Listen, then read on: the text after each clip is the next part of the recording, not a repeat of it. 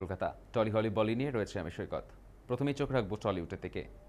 রাজ্যের রাজনৈতিক পালাবদলের আবহে টালিগঞ্জ স্টুডিও পাড়ার অচল অবস্থা কাটাতে গত মাসের শুরুতে বিজেপি বিধায়ক Papiya Adhikari Eastern India Motion Pictures and Cultural Federation নামক এক নতুন সংগঠনের ঘোষণা করেছিলেন। ফেডারেশনের পুরনো কাঠামো ভেঙে সবাইকে এক ছাতার তলায় আনার বার্তা দিয়েছিলেন তিনি, কিন্তু সেই উদ্যোগেই মাঝেই এবার বড়সড় ধাক্কা খেল খোদ দলের অন্দর থেকে। বিজেপির রাজ্য সভাপতি শ্রমিক ভট্টাচার্য স্পষ্ট জানিয়ে দিয়েছেন, এই সংগঠনের সঙ্গে বিজেপির কোনো সম্পর্ক নেই।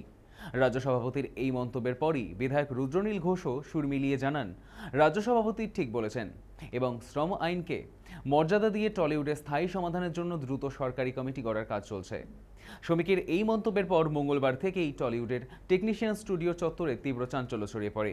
শিল্পী ও কলাকুশলীদের একাংশ ফর্ম বিলির 700 টাকা করে ফেরত দেওয়ার দাবিতে সরব হন।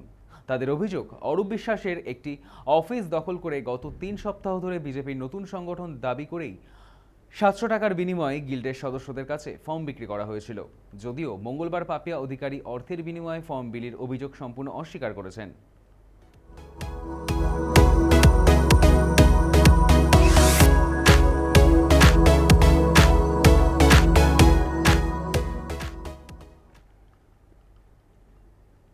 উদ্ভট ও খোলামেলা পোশাকের জন্য সবসময় চর্চায় থাকা ওটিটি বিগ বস খ্যাত social media influencer Urfi Javed এবার কোনো ফ্যাশনের জন্য নয়, বরং নিজের ধর্ম পরিবর্তনের গুজবে জড়িয়ে তীব্র বিতর্কের মুখে পড়লেন।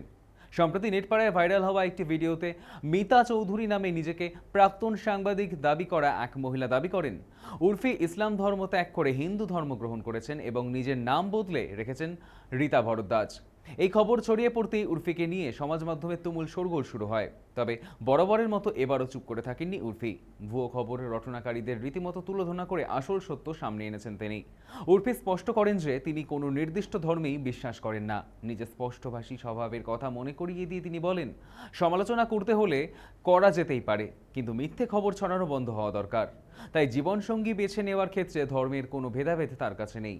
এবার সরাসরি মুখ খুলে নিজের নাম ও ধর্ম বদলের যাবতীয় জল্পনায় জল ঢেলে দিলেন উর্ফি।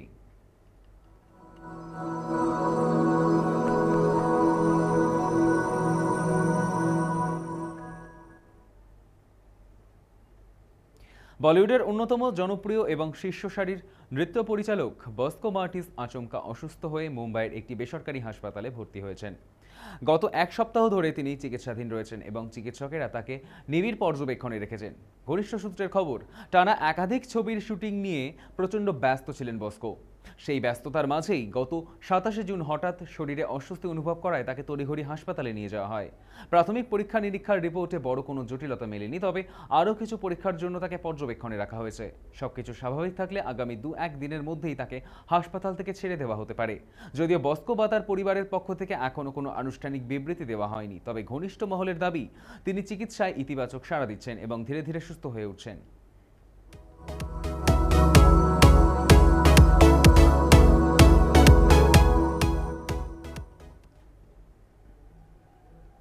মাস কয়েক আগে স্বামীদের বিবাহ বহির্ভূত সম্পর্ককে ছোটখাটো ভুল আখ্যা দিয়ে বিতর্কে জড়িয়েছিলেন টুইঙ্কেল খান্না। এবার দাম্পত্যে ভুলবশত প্রতারণাকে প্রশ্রয় দিয়ে নেটপাড়ায় তীব্র সমালোচনার মুখে পড়েন টেলিদুনিয়ার জনপ্রিয় অভিনেতা রাম কাপুর।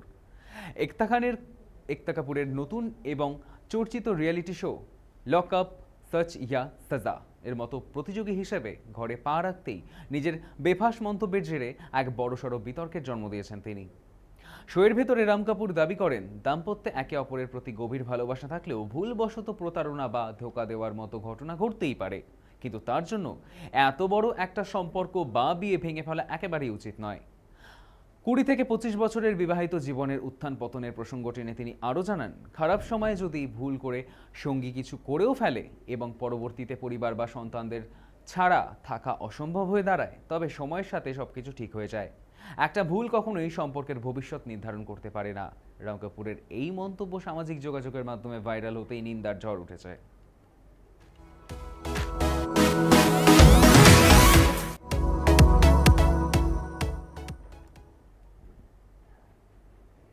রাহুল অরুণোদয় বন্দ্যোপাধ্যায়ের মৃত্যুর প্রতিবাদে টলিউডের কর্মবিরতির সময়ও দিনমজুর কলাকুশলীদের পাশে মুশকিল আসান হয়ে দাঁড়িয়েছিলেন অভিনেতা জিতু কমল। এবার মানব সেবার পরিধি আরও বাড়াতে স্বামী বিবেকানন্দের দরিদ্র সেবাই শিবের শ্রেষ্ঠ পূজা বাণীকে পাথেয় করে সম্পূর্ণ নিজস্ব একটি স্বেচ্ছাসেবী সংস্থা খুলে ফেললেন তিনি। মঙ্গলবার রাতে সামাজিক যোগাযোগ মাধ্যমে অভিনেতা নিজেই তার এই নতুন উদ্যোগ জিতু কমল অ্যান্ড দ্য ইউনিভার্স সোশ্যাল ট্রাস্টের কথা ভাগ করে নিয়েছেন। আগামী 11 জুলাই কোনো জাঁকজমক ছাড়াই অত্যন্ত সাদামাটা অনুষ্ঠানের মধ্যে দিয়ে আনুষ্ঠানিকভাবে এই সংস্থার পথ চলা শুরু হতে চলেছে। সিনেমা জগতের দুস্থ কলাকুশলী থেকে শুরু করে সমাজে পিছিয়ে পড়া সাধারণ মানুষের দিকে সাহায্যের হাত বাড়িয়ে দেওয়াই এই ট্রাস্টের মূল লক্ষ্য। অভিনেতা জানিয়েছেন, করোনা পরিস্থিতির কঠিন সময় তাকে মানুষের পাশে দাঁড়াতে শিখিয়েছিল। বিগত কয়েক বছরে অনুরাগীদের কাছ থেকে পাওয়া ভালোবাসা, উপহার ও অর্থকে জমিয়ে এই মহৎ কাজে ব্যবহার করার সিদ্ধান্ত নেন জিতু, যাতে অসহায় কিছু মানুষের মুখে হাসি ফোটানো সম্ভব হয়। ইতিমধ্যে সংস্থার সমস্ত আইনি ও দপ্তরিক কাজ সম্পন্ন করে শুভ উদ্বোধনের অপেক্ষায় দিন গুনছেন অভিনেতা।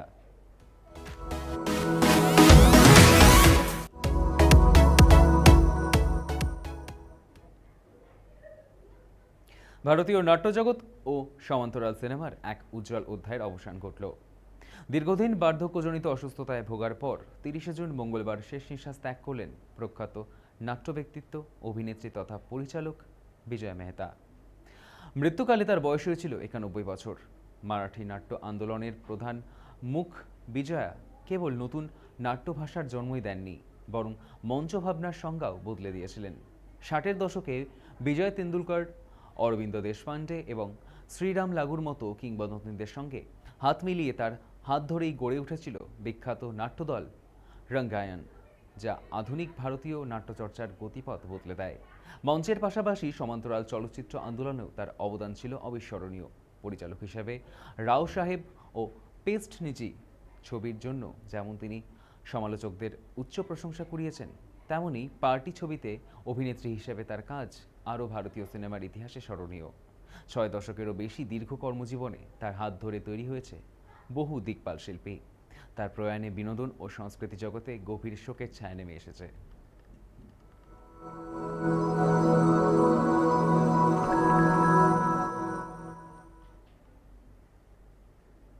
টলি হলি বলি এখনকার মতো এই পর্যন্তই। দেখতে থাকুন সময় কলকাতা, সময় বলবে সময়ের কথা।